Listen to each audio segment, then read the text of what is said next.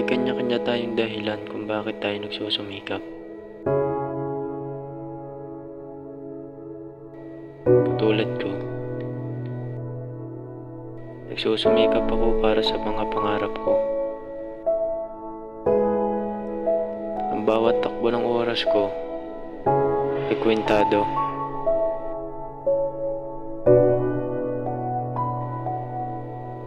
Para lang makasigurado na hindi ako madidihado.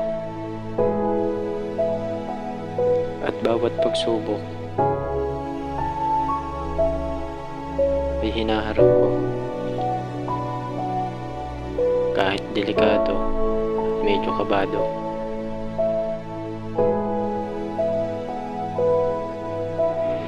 Yun ang tanging paraan para pangarap ko ay mabigyan katuparan.